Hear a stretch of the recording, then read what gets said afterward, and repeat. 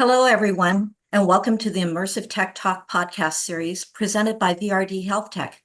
I'm Sherry Marion, CEO of VRD HealthTech, and we're so pleased to have our host, Professor Skip Rizzo, who will be engaging in dialogue with various experts in the digital mental health field across the course of the podcast series. Professor Rizzo will interview today's amazing guest and VRD partner, Sarah Hill of Helium. Before we start the discussion, though, let me introduce you to VRD HealthTech. VRD HealthTech is an accelerator for the adoption of immersive technology by partnering with wonderful emerging brands like Helium to market, sell, onboard, and train users in health and wellness solutions. We offer these applications to hospitals, clinics, educators, and corporations to benefit their patients, students, clients, and their community. VRD is proud to have the support and guidance from experts in virtual reality, such as our host, Professor Skip Rizzo. Skip Rizzo is a professor at USC and director of medical virtual reality.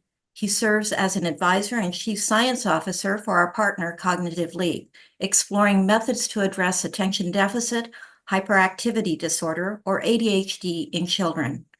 Joining Dr. Rizzo today is Sarah Hill. Sarah Hill is a 12-time Mid-America Emmy Award-winning storyteller who's led successful media and immersive media teams for the last 25 years. Most recently is the CEO of Helium. A media technologist, Hill has a handful of patents for biometrically-powered media. Her company's mental fitness products are clinically validated in 9 peer-reviewed journals, and her immersive experiences have been viewed more than 7 million times. Hill speaks around the world about the intersection of sentient and spatial computing, AI, and storytelling with EEG, heart rate, respiration, and other biodata inputs. Hill's team has earned honors from the NFL Players Association, Consumer Technology Association, P&G Innovation Prize, Mass Challenge, and a Hero Award from the International VR Healthcare Association. Hill is a former interactive TV news journalist for NBC, ABC, and CBS affiliates in Missouri, a national Edward R. Murrow, National Association of Broadcasters Service to America, National Sigma Delta Chi, and award-winning TV reporter. She spent decades covering the world's trauma in Sri Lanka, Zambia, Guatemala, Indonesia, and Congo. Helium's roots are in virtual travel for veterans.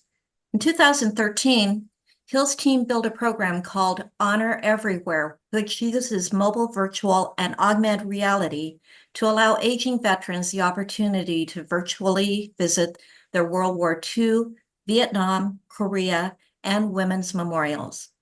Hill is married with 2 grown children, 3 if you count her husband. So during the interview, our participants who are joining from the webinar can directly ask a question through the Q&A window, while participants from the YouTube live stream can also ask questions in the live chat. We'll have around 10 minutes at the end to ask your questions. So now let's go ahead and turn it over to Skip and Sarah. Hey, well, welcome everyone that's here for the live feed, and to all those that will be joining us at a later point with the recording. I just have to say I'm so excited today about this particular podcast. I've been dying to get Sarah on this for a long time now. A real admirer of her work and her life story as well, which we'll hear a little bit about. Because I'm always interested in how people get mixed up in this field. You know, what's the inspiration? It's not, it's not something people easily gravitate to, but I often notice that once they do, they get hooked. It's addictive. So with that opening, Sarah, first off, I just want to comment on your headshot and how you were wearing a biker jacket in That's there. right. Do you ride a motorcycle? No, I don't. It's my moto jacket, as they say.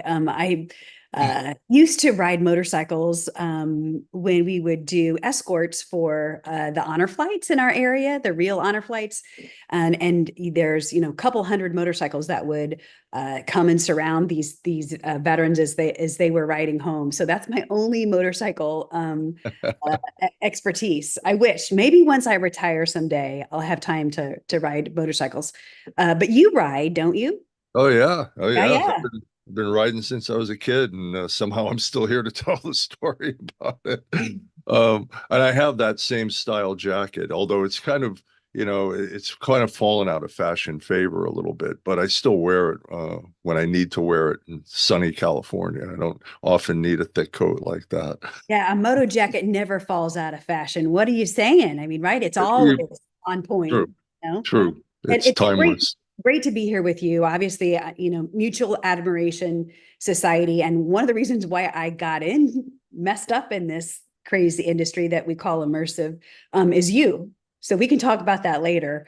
But many years ago, I came to your office, and you were inspiring back then, and you're inspiring now. So Well, yeah.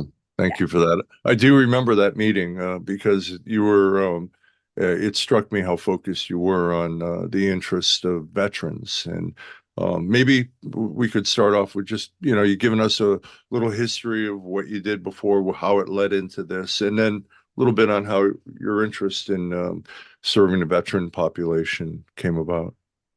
Yeah, absolutely. I'm trying to think when it was. Might have been 2015 that I came to your office, and we were trying to explore a solution because we were doing live streaming tours, broadcasts. My background is as a broadcaster, from the memorials, to try to allow these veterans to virtually visit via just mobile devices and watching on an iPad. And obviously, that didn't scale because we had to get volunteers all the time to do live broadcasts, and we needed something that we could record that would allow them to feel like they were there even though they weren't there. And we'd been using Google Glass. And when Google had pulled the ability to do some of those hangouts on air or those live broadcasts, we needed an alternative. And several people pointed to Google Cardboard, and they said, you should talk to Skip Rizzo because he's doing some phenomenal work with veterans in this very space. And you were gracious to meet with me. One of my first people that I met really in the industry. And of course, you've been doing this for decades. And so it was, very inspiring to get the talk, and encouraging of, yes, you could get a camera and capture the memorials, and, then it could go, bring it to the veterans bedside in either cardboard or, that's what we had at the time. And I want to say that you might even have been the one that had suggested who we should talk to. You might have even made that intro.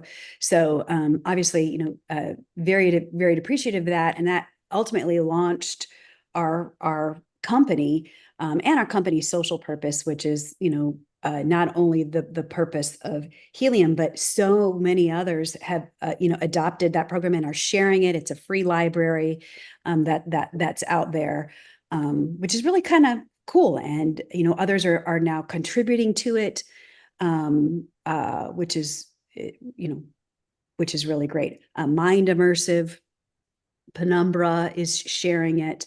VRD,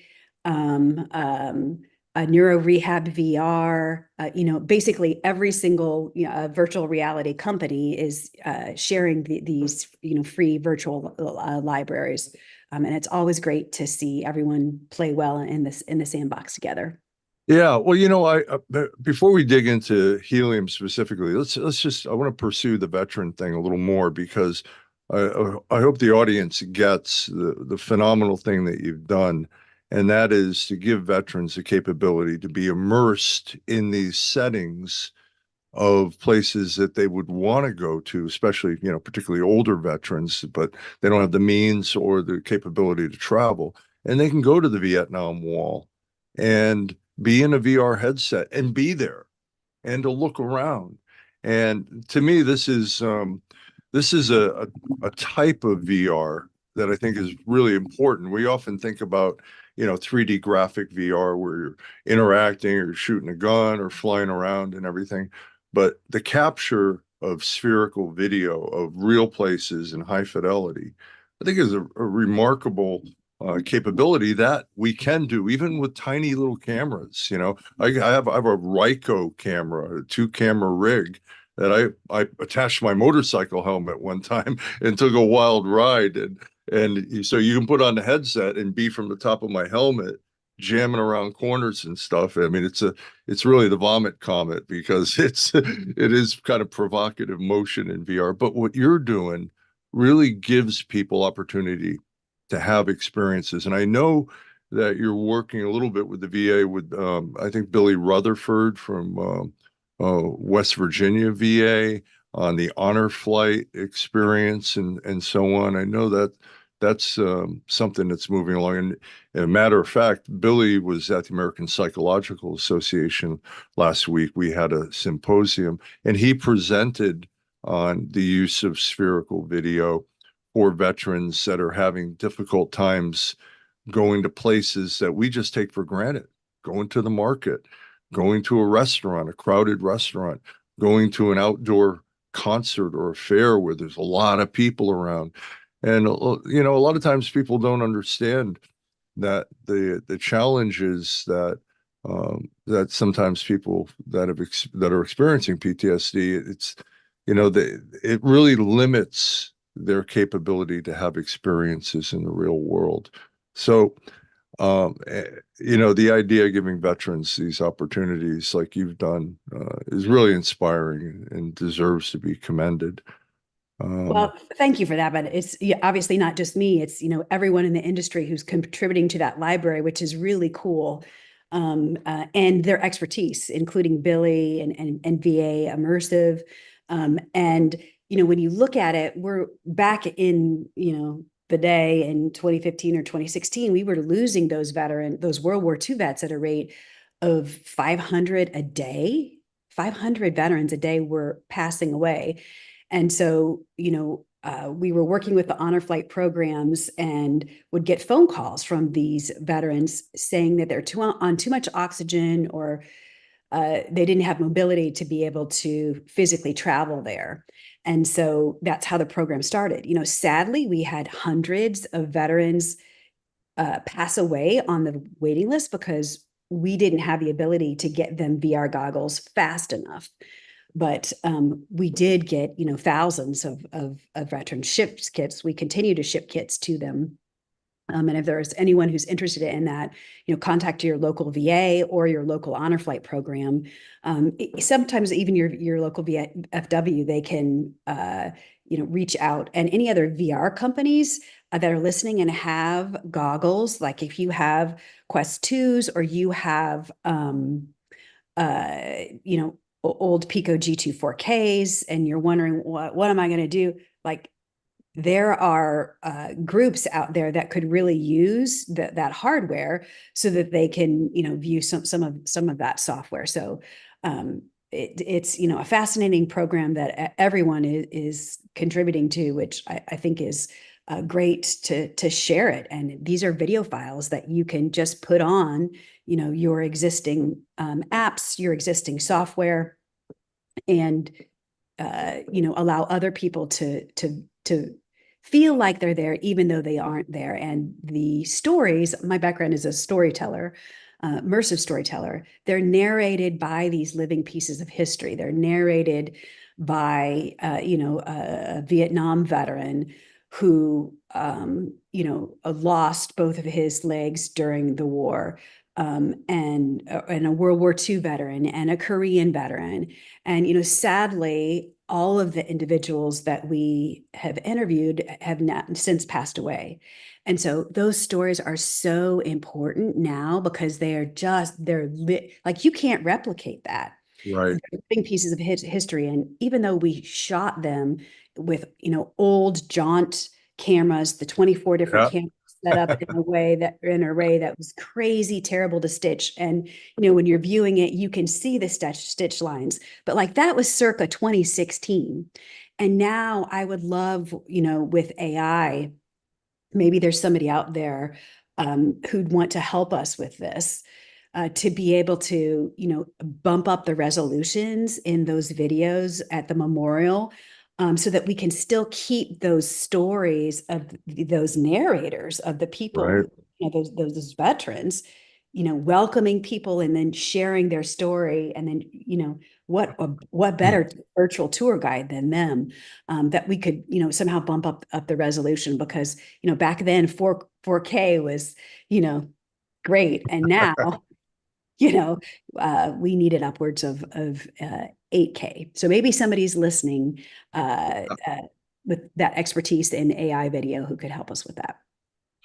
Well, this stuff is so emotionally evocative. I mean, I saw this firsthand when I tested out the Penumbra World Traveler application with my mom. At the time, she was 88, and she hadn't been to Rome in like 44 years, and she was able to go into Rome in spherical video, and it had narration. It had a kind of a guided tour, and I swear to God, it brought a tear to her eye. She goes, it was, I haven't been there. While she's in the experience, she's pointing out things. Oh, me and Carl went to this place or that place, and pointing out stuff like she was there again. And it's just, I think it's great stuff. Mm-hmm. So, also, just to finish up on the vet stuff real quick, I don't know if you saw, but Disabled American Veterans, a big VA support group, just put out a video on immersive healthcare. They filmed it at the VA Immersive Summit back in June, I believe, and it's like 23 minutes. I just started watching it before this cast, and it looks pretty interesting. It really walks through the tremendous work that the VA is doing, leveraging immersive healthcare. I mean, it's like they don't want to be your dad's VA anymore. They want to bring it into the future and provide these opportunities for wide range of clinical care as well as experiential opportunities. So really fascinating stuff. I think in our show notes, I'll post the link. There's a YouTube link for this, and it's pretty amazing. So Okay. and very, very pioneering work, and have definitely reduced the physical space between veterans and their memorial, and also veterans and drugless, non-harmful coping mechanisms. So that is a breath of fresh air in the industry to get, as the VA says, more heads and headsets, or asses and glasses. Yeah. Behind the scene. So around all this, what inspired the idea of Helium? Where did that come from? And how did your previous experience in media and storytelling, how did that give us that story? I'm very curious. I don't know if I've heard this fully. So it's not a linear path in any way. I was a TV reporter, and as a television reporter, you cover a lot of trauma, rapes, murders, homicides. Every single day, your chances are you're covering the worst day of someone's life, and you're doing it over and over and over again. And we went in with the trauma teams and the aftermath of the tsunami in Sri Lanka and Indonesia. I mean, some really horrific natural disasters, tornadoes, floods, hurricanes, and you interview families that have lost children. I mean, it is a very difficult job, and I wasn't able to after so many years doing that over and over again. It obviously wears on you, and wore on my sleep, and so developed Helium not only for myself to heal myself, but for the people that we covered. And if you've ever talked with someone who is going through a traumatic situation, like all you want to do is just put your hands on them and try to make them feel better in some way. And what is it that we have in our tools in the aftermath of natural disasters? We give them bottled water. we've been in with the Red Cross, or, there's counselors there. Obviously, Helium is not a replacement for psychotropic medication or professional counseling, but it's one small thing that you can do for someone else, is to give them an escape, and a virtual escape. So one of these things with the veterans that we were watching over and over again, and the thousands of tours that we did in community living centers all over, the US, is that VR appeared to be impacting their physiology. They weren't just watching these experiences, they were feeling them. They'd take off the headset and they would, have a deep cleansing breath. We've all seen this. And they would say, I like how I felt. Can I watch that again? And you'd watch their body soften when they're inside the goggles. And so, as a journalist and a naturally curious person, wondering, how are these experiences impacting their physiology? And can we actually create them as a storyteller in a way that actually does, downshift their nervous system or have some therapeutic benefit? And the answer to that is yes, we all know now that you can create experiences that can shift their brain patterns, their heart rate. And so we started connecting sensors, EEG sensors, heart rate, skin conductance, and blood pressure, and testing. Okay, what kind of content what kind of content shifts this brain pattern or heart rate? And we were focused particularly on the high beta, or the fast activity. My co-founder, Dr. Jeff Tarrant, is a biofeedback specialist, a counseling psychologist. And so, we would have these, as I call them, nerdy play dates, where a storyteller, is with the neurofeedback specialist trying to learn, how is this media impacting physiology? And, in the 9 years of that learning process, we've gathered a lot of information on, what kind of experiences to create. So, it was not necessarily a linear path in any way, but it started in just observing how, this kind of media, they weren't just watching it, they were feeling it, and they were inside the story, which made it more memorable, more engaging, and gave them the ability to go back to those experiences in their mind. What are some of the experiences that you've created, and what are one of your favorites that you like to go back into? So that's like asking which baby is your favorite, right? Which child is your favorite? And on my team, we all have different ones. Like there are some that I'm like, I don't know that I like one. They're like, you don't like that one? Wow. Well, I love that one. And what's fascinating is it's all about your different shared life experiences. So, when we were in Switzerland and showing an experience of a snow globe, which I love, in Switzerland, they're like, I live in a snow globe. I don't, yeah, but they loved the beach. And one of my favorite experiences, it's a crystal forest. You're essentially floating through, there's beautiful crystals on either side of you. And then, you're floating over this lagoon. And then at the end, there's a triple double rainbow, something that could never happen, doesn't happen very often in the real world, in reality. And, to me, that's what Helium is it's a triple double rainbow, in places where, we need triple double rainbows. And so that's one of my favorite experiences. We just released a beautiful one with cherry blossoms that are falling on your face. There's another one called Tree of Life that's narrated by an amazing immersive storyteller, Brian Seth Hurst. You recognize his voice. He did some pioneering work with immersive documentaries, and it's a tree of life.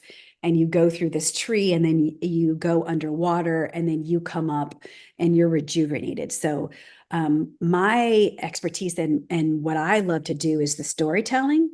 And, stories are how we learn. It's how we make sense of the world. It's how it can truly move people.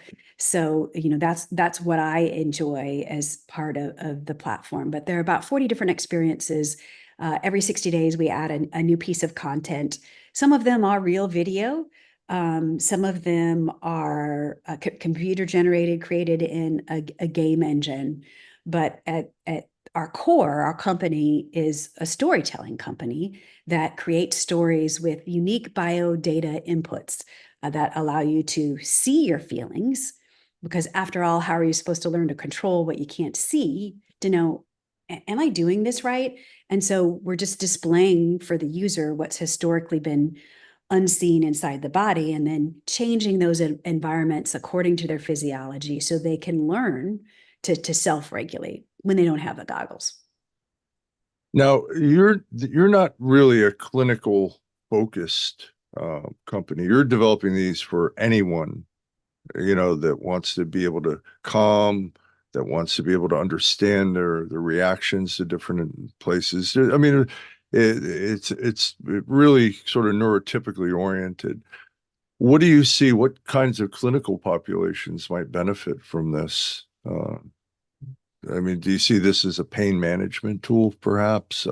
I know some folks have used biofeedback to help people reduce their anxiety while they're walking through a virtual forest. And as they calm themselves based on galvanic skin response, the fog in the forest lifts.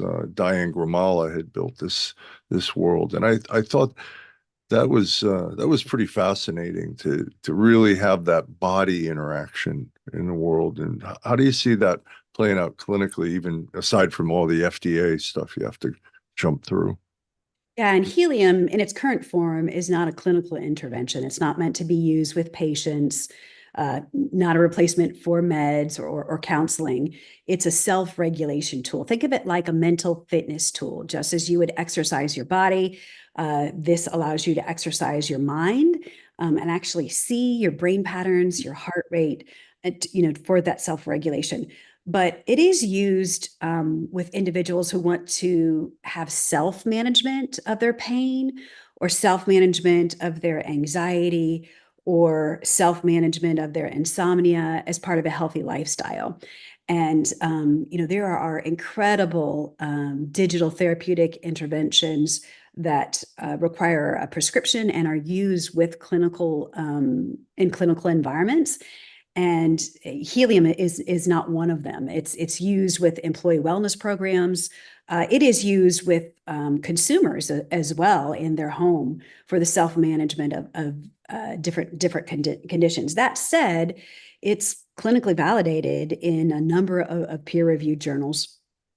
And for anxiety, insomnia, and that teaching that self-regulation. And it's really a learning and a teaching tool that can you imagine if you were lifting weights and you never saw your arm go up, or you never had any body awareness of that muscle flexing or that muscle memory. And that's really just what we're trying to teach with Helium, with that biofeedback and neurofeedback from fitness trackers you would already have in your home. The devices and inputs that we're using, and we're hardware agnostic, are not, these are not medical grade sensors. These are consumer grade fitness sensors. There's from smartwatches to EEG headbands, and we're constantly, incorporating more and more. That it's, bring your own wearable, however you want to train.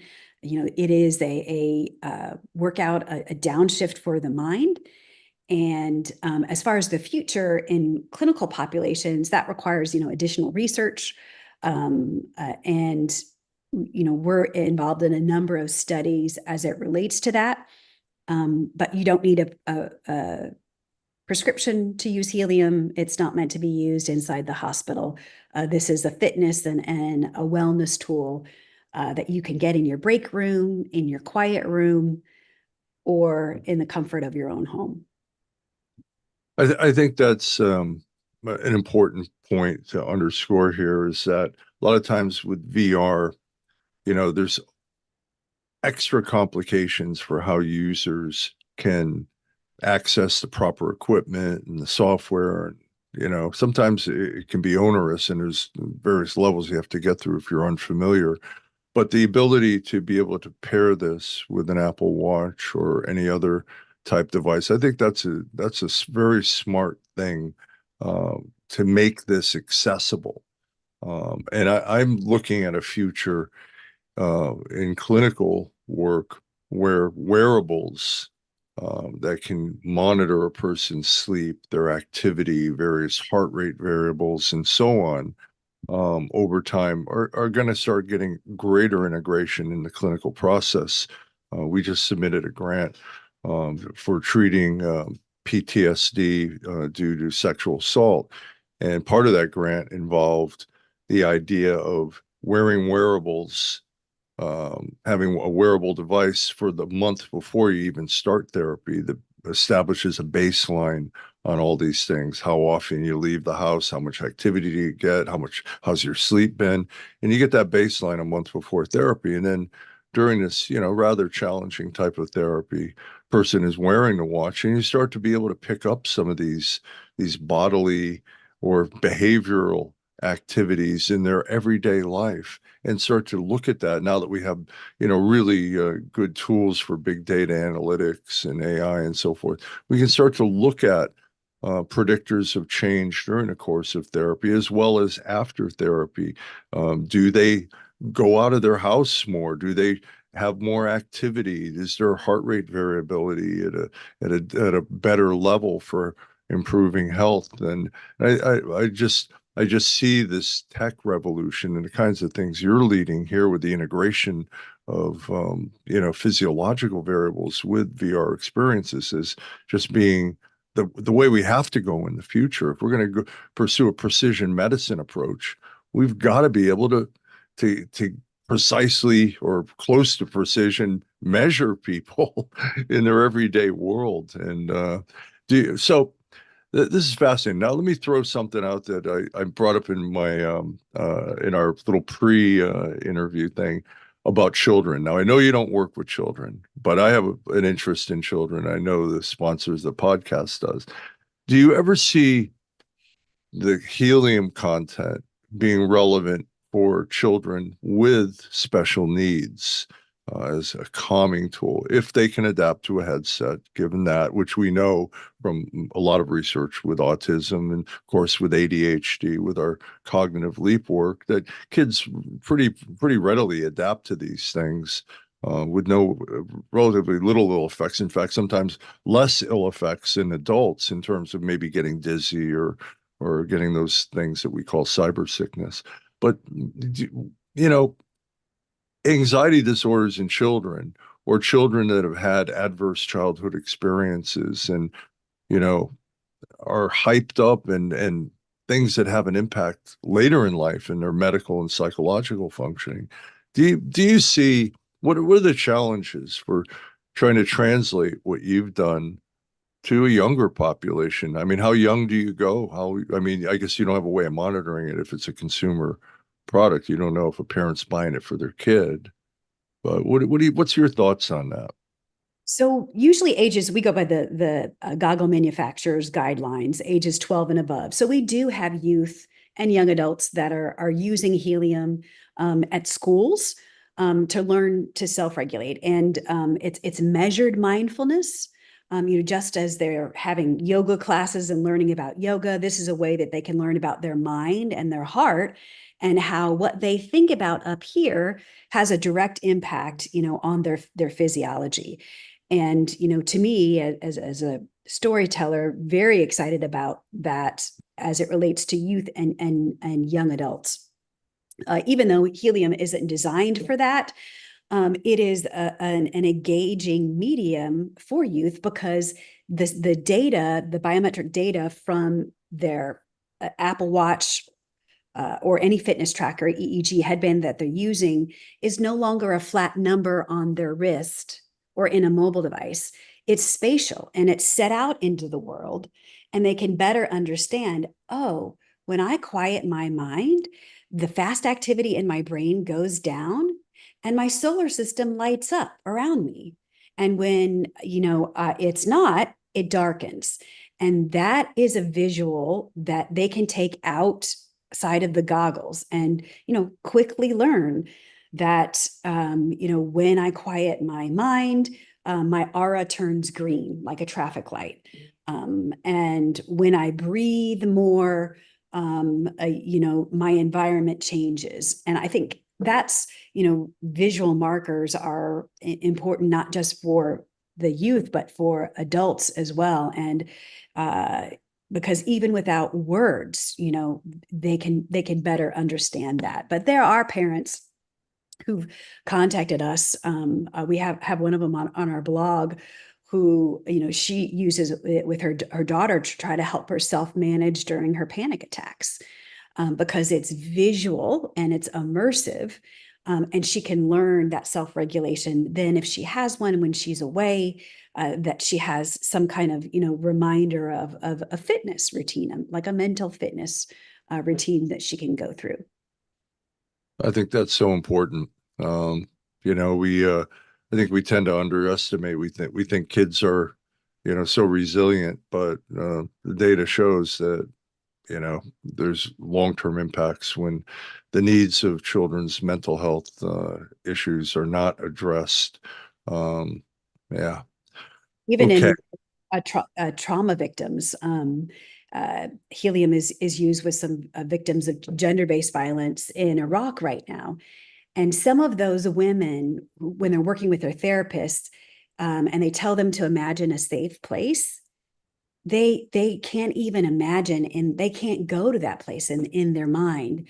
And so, I see you shaking your head. I mean, it is providing that safe place, that stored memory that they can then go back to in a stressful or traumatic situation. Yep. Yep. Brilliant.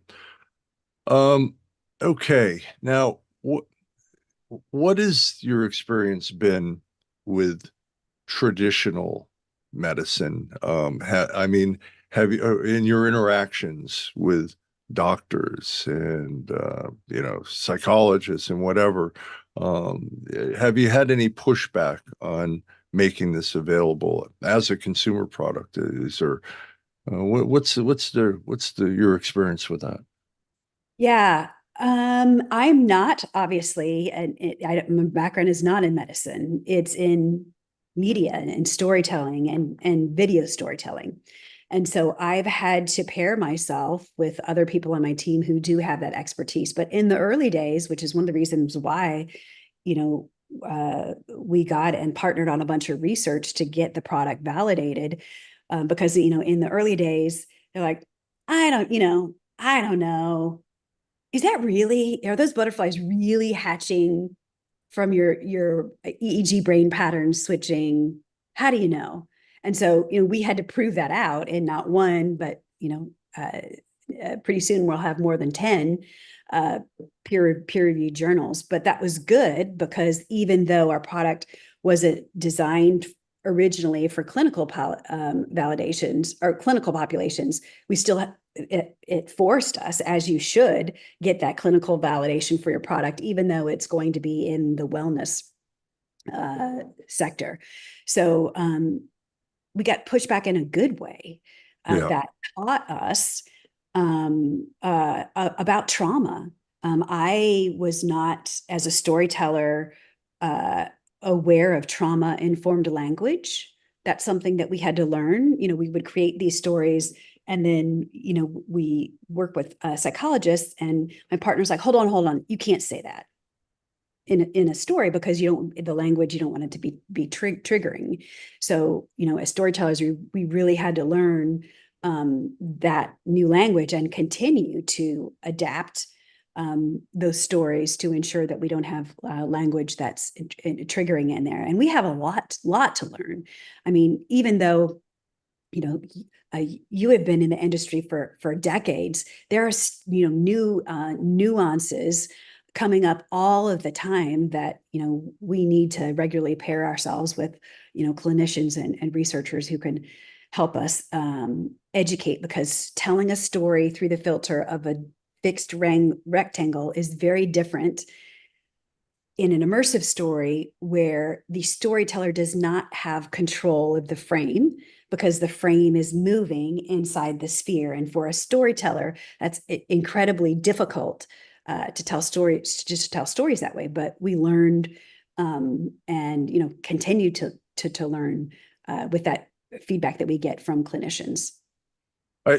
Storytelling keeps coming up because it is so vitally relevant in this field, and oftentimes kind of like just thought of as just part of it. You have a little bit of that and it helps, but it's, I think, really essential. In fact, our center at USC was based on the Army's interest in integrating Hollywood storytelling into VR simulations for training. Because as you said, that's a primal form of learning. I mean, when you look at these cave wall paintings, they're not just art. They're ways that people told stories that were functionally relevant to their survival, operating on the hunt and so on. And it's so essential to help guide a person to experience whatever it is you've created with that narrative story. I just find that to be something that's sometimes not as appreciated.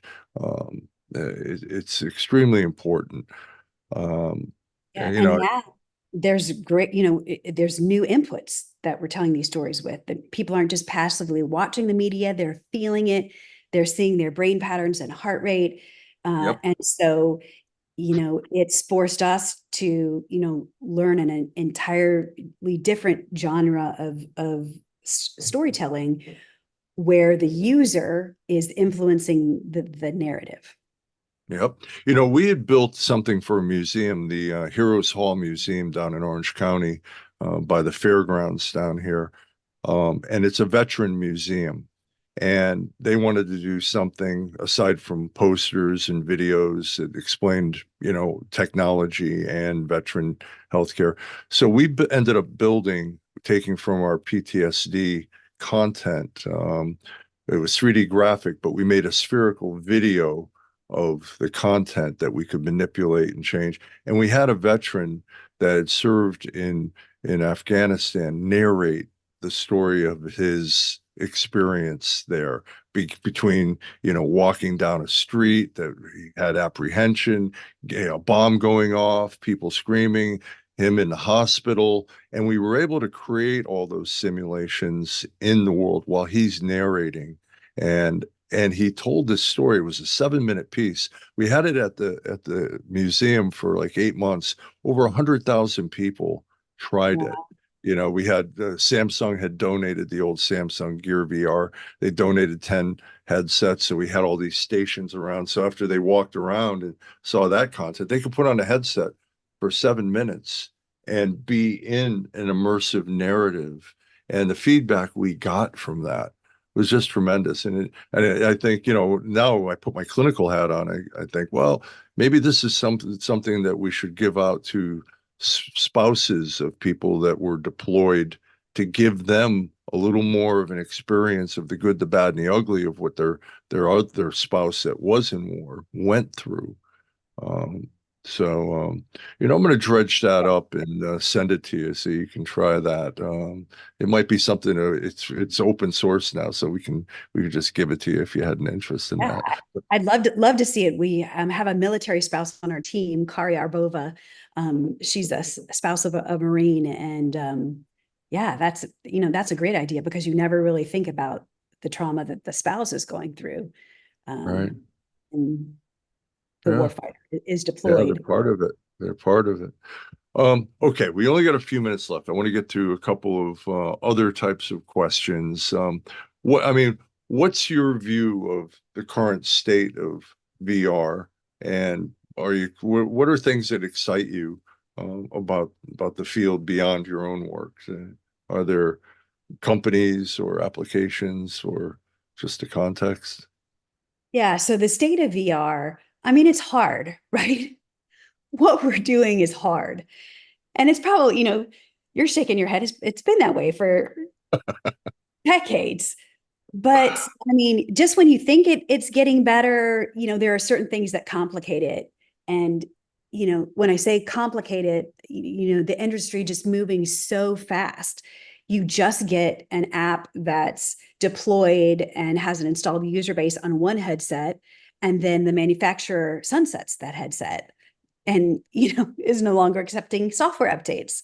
So there's frustration with that, in that in some ways we need to slow down in the iterations of the hardware. But I get that, companies, they have to constantly be creating new hardware because that's their business model and they need repeatable revenue. But in other ways, tremendously exciting as it relates to AI and biodata inputs, which is, what we're passionate about. And storytelling, and at the form factor is coming down, and what Apple's doing. Apple Vision Pro came out, and it was a hustle, but we got our app launched on it. If you have an AVP, definitely search Helium and download it. We'd love your feedback. It integrates with Apple Watch, and very soon EEG headbands as well. And we're adding more compatible wearables all the time. But that device I'm very excited about because it has the ecosystem of the App Store messages, everything that you need that is in tandem with those immersive spaces. Your camera roll. I have a 3-month-old grandson, and I can pull up his spatial photos and, be inside his photos, even though, I thought I captured it in a 2D form. So I'm very excited about where that is headed, and also the fact that it's attached to SEO from app stores, which allows, vendors and companies to, find that user base. But still hard. I'm really excited about the collaboration among our industry and how, we're all swimming in the deep end together, and, recognizing that we need to help each other and collaborate on projects. You need not just one intervention, you need a whole, suite of interventions. So yeah, excited, but the industry is still hard. Yep.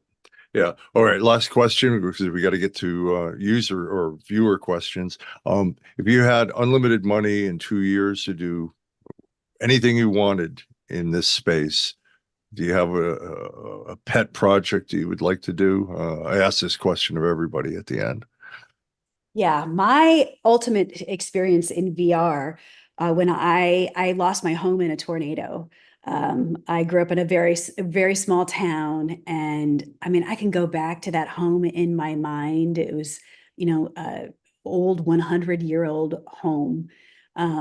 But I would love to go back to that home and take, photos, still photos, and hear the creak of the wood floor on the steps as I went up. I would love to go back there. So if I had unlimited resources, that would be it. And also, as far as unlimited resources, getting VR goggles for every single underrepresented group, whether that be veteran or whatever. And there are brands out there that could underwrite the cost of those goggles. So, that would be a great project to see more brands step forward, because that's all they need for that healing is the hardware. That's Absolutely. what is, that's the barrier between them and, getting some relief to whatever it is that they're struggling with is the hardware. So that would be a great use of those funds too. That's a good one. All right. We're Okay. ready to go. Yeah, I hate to interrupt here because time really flies. I can't believe it. It seems like we just started, but I did want to open it up for some questions and answers for a couple minutes if we can. As a reminder, the participants joining from the webinar can directly ask a question through the Q&A window, while participants from the YouTube live stream, they can also ask questions in live chat. So we have one comment here that I wanted to readout. It's not a question, but I'm not sure everyone has been able to see this, but it says, "Hi, Sarah and Skip. Veteran Grace Esposito here. I don't have any questions for you. I want to share with the webinar of people what the two of you have done for me. The impact changes of my life over the past years with Skip, works in research and PTSD, and Sarah's Helium app offered to me, and keeping in touch with me. You both are making differences in veterans' lives in reimagining veterans' healthcare. I thank both of you greatly, a veteran whose life has been renewed." Man. That, what do you say about that, huh? I mean, what do you say? You know, she did the hard work, obviously, and you know, it's our pleasure to do that for them. One comment from Grace that she's taught us a lot. She was talking about how she was in the Apple Vision Pro and how she scanned her face for the first time, and she was able to see herself outside of herself and the profound impact that had on her own self-awareness. So I always enjoy how she talks passionately about the industry, and that was just a really neat comment that this medium allows other people to see themselves in a way that they've never seen themselves before. So Grace, thank you. Yeah, thanks. That's better than the paycheck. Well, you gotta have a paycheck, but Yeah. that's really that's the good stuff. Thank you. So Sarah, I have a question for you, which is, you talked about your journey on how you've created Helium, and how the founding of the company and what really drove you to that. What do you see in the future for Helium? What is out there that you want to accomplish with this company and make available to the people out there? We just want to educate people that they have healing powers inside themselves. I would love to see Helium in every area of stress, that anytime that you thought about something that sucked, that you had to go through, that that there could be a way that you could instantly escape. The future for Helium is great as it relates to anxiety, as it relates to sleep. We have a sister product called Sleepium, where all of that content is meant to be viewed in a reclined position. And the future holds great collaborations with other immersive media companies, other wearable companies. And yeah, we're just delighted to be able to have the opportunity to continue telling stories. That's great. That's great. Now, what advice would you give to other entrepreneurs that are starting in the immersive tech business? What what words of wisdom? Because you've gone through a lot with this in terms of kind of developing into a much broader category, it sounds like, than what you first started out to do. Surround yourself with good mentors. Give yourself atta-girls and atta-boys, because not a lot of you're going to need it when you're going through a very nascent industry where the software, the hardware, the ecosystems aren't even developed yet. So definitely surround yourself with some battle buddies who've been there, done that, and can educate you on that process. As it relates to entrepreneurship and like raising money, and only raise the amount that you need. That was some very wise words from us in the early days of our company. And granted, we are in an area in the Midwest that lacks traditional access to venture capital, but and a lot of companies raised tens of millions of dollars and then flamed out because they had overhired and their product hadn't developed alongside those nascent revenue streams. So, obviously, raising money was difficult for us. Building the product was difficult for us. And, build your business on revenue, right? And at the end of the day, you need to have repeatable revenue streams that are self-sustaining. And your product needs to be providing, a real value for people.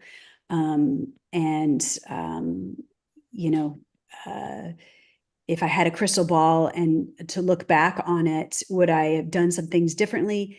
Yes. But, we are a very small company that has survived the VR industry for, 8 years now. And that's, That's something. that's something. And you haven't raised a whole lot of money. So, we kept it lean. We continued to quickly iterate, and, focused on our core value proposition, which is, these very unique stories that are told with biodata inputs from, a variety of fitness trackers. That's great advice. I love that. What about how to market? Because Sherry, I know that's the area that you have an expertise in. I mean, how do you get somebody that would never stumble into a VR conference, or their doctor would know anything about it? How do you get it into their headspace? It's getting easier now, certainly. The visibility of VR is much better, but any ideas on that, either of you? Certainly collaborations, what Sherry is doing with VRD HealthTech amplifies our voice around the world. I mean, she is putting immersive media and headsets from Liberia to Costa Rica and everywhere. So certainly, partnerships are key. And like I said, we are all swimming in the deep end. So the more that we can lock arms with each other, and recognize that the way that we grow that industry is together through partners, affiliate partners, and even teaming up with seemingly competitive products, because again, there are many flavors of the same intervention, and people want a variety of different things. So I really think that collaboration is key. What do you think, Sherry? Yeah, I would agree with that, Sarah. I think collaboration in an evolving and maturing market. Okay, this is still new, so it's not at a point where we can really compete with each other as much. We really need to come together in order to lift the industry. And to accelerate that adoption of immersive tech within the general population. And so I think the way we do that is by creating a greater voice together. And that's what we're trying to do at VRD HealthTech. And, it's only through partners, but with people who really see the bigger picture, who come together with us, such as Sarah and Skip. Your advice and wisdom and guidance is so appreciated as we go through this journey together. And I'm excited because I think we're so close. I mean, people are adopting this technology. They love it. And the more we make it available, the more accessible, the better. Cool. So I think with that, I hadn't really planned on ending it, but I will say, I want to say thank you so much, to the viewers out there who joined this episode of Immersive Tech Talk. And I hope you've learned from, our amazing guest today. Sarah, thank you so much. Thank you again to our incredible host, Skip Rizzo. So for the audience out there, the video recordings of the event will be available on our YouTube channel. Please feel free to share it with anyone who might be interested in the topic. And we look forward to seeing you again at our next event and hope you have a wonderful rest of your day. Thanks so much. Keep going, everyone. Bye.